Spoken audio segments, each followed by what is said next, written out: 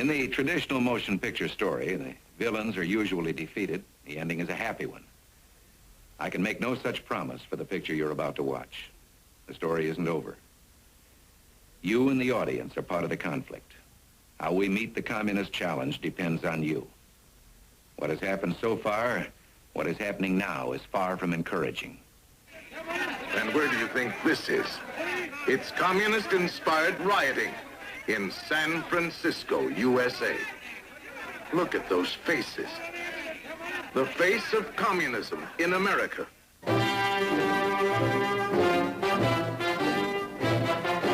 Ladies and gentlemen, Mr. Herbert Philbrick. As I travel around, I still have people say, well, why are you so hard on communists?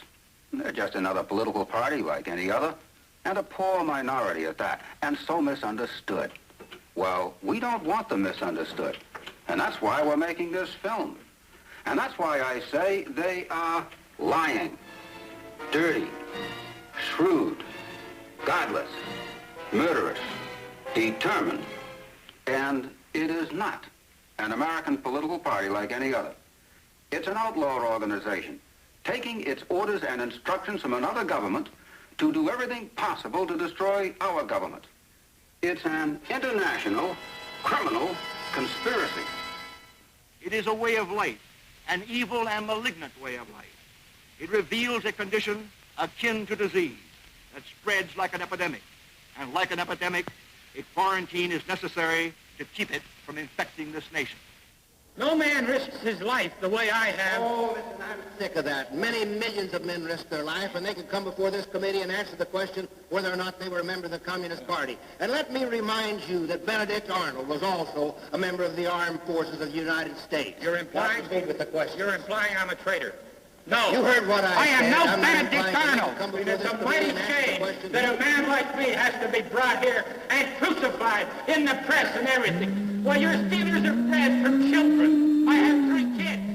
Mr. Watchinich. That's what you are. Will you answer this question, please? I did. I know about my own country.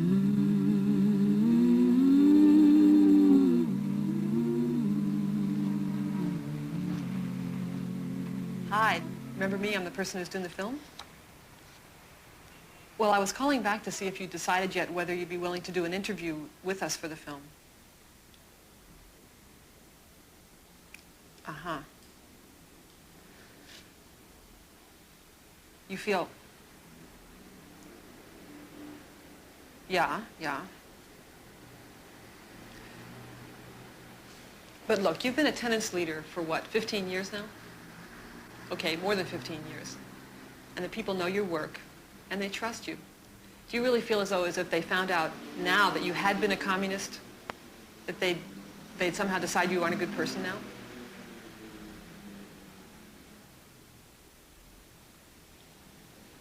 Yeah, I know I realize it's a risk. Uh-huh. Okay, well, that's your decision. It was a decision I had to make. A lot of work I do is either federally or state funded. So, you know, they might say, well, we can't have a known communist. But then I said, if I die, why shouldn't there be a record? How could I have been so good when I was active and be so bad because I tell them I'm a communist? And I felt that I owe it to everybody who knows me to know who I was and who I am and why I'm doing what I'm doing. It's not easy on friends and family, but I really believe it's better to put your cards on the table. How did you feel sort of proclaiming to the world that you are part of the Communist Well, Party? while you were gone, Ben and I talked about that. Oh, really? Yes, we did.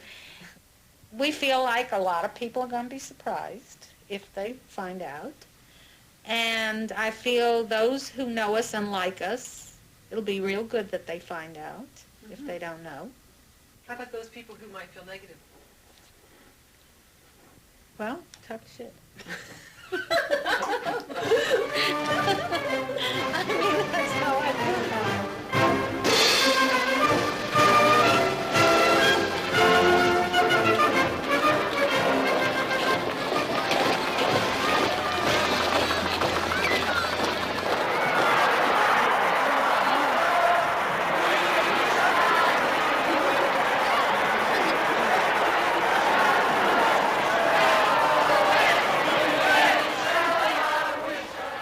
communism, the great American taboo. Yet between the 1930s and the 1950s, almost 1 million Americans passed through the Communist Party of the United States. You'll meet some of them in this film. We've chosen to look at the backbone of the party, the men and women of the rank and file who were members for many years. This generation came of age in the Depression. They made a decision to be radicals, to challenge the very fabric of their society. How that decision affected the rest of their lives is the thread of our story, and it's by no means a simple story to tell. For many people, this was the first time they have spoken openly about their lives in the American Communist Party. The party headquarters over on 13th Street in an old loft building. That's where it was. And on the 5th floor was the New York district, and on the 9th floor was the Central Committee. I'll never forget it, see? So I went to the 5th floor. I went down, I went down to see the district leader, see? And did you sign up? I was in a party. You signed up just like that? Signed just like that. Was that a big decision to make? No, wasn't any decision at all in those days. Let me tell you the truth. It was just what, with my background, you had to do. Nobody else was doing anything. The image that I grew up with of the party was that it's this subversive organization of people in trench coats and people spying, you know, all this kind of stuff, you know. Oh, really? That it's a heavy thing to be a communist. And to say I was a communist is that's a fairly strong thing. So that's why I say when you joined, weren't you scared? Weren't you? No. I didn't see anybody around with trench coats and things. But you know what I mean, right? Yeah, I know, sure I know what you mean. No. See, that's what I grew up with, is what communism. No. Not then it wasn't. They weren't, you know, having mass recruiting of joining a communist party. You had to prove that you were a worthy individual that they could trust. And I thought I was doing good work. I mean, I was the leader of our youth, you know, organization, and but they concentrated on my brother. They weren't recruiting any women. So they took my... There was one woman, she was the section organizer's wife. So they would take him to communist conventions and they would give him literature, but he wasn't that interested. So finally, they decided they needed someone to take the minutes of their meetings and collect the dues, so they approached me. And I was very thrilled that I had the honor of joining the Communist Party. Didn't it make you worry that the communists were talking about overthrowing the government? Didn't worry me a bit. Didn't worry me because I was suffering from the discrimination and the humiliation of discrimination, you know.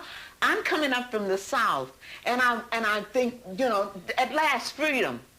And I walk into a restaurant and they say, we don't serve niggers. You know, a lot of people say, when people are radical, go back where you came from. Well, if I was sent back where I came from, it would be across the street from Kruger's Brewery on Hill Street in Orange, New Jersey. January 30th, 1915. That's where I was born. And some people say I brag about being a street nigger, but our family was in the gutter. You know, the street was something we wanted to climb up to. We would have loved to get up on the curb. This was in the middle of the Depression.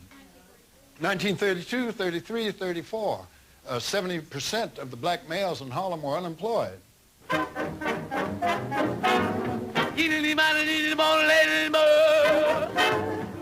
order for the family to survive, both my sister and I had to work. And the best work we could find was dancing at the Cotton Club in Harlem.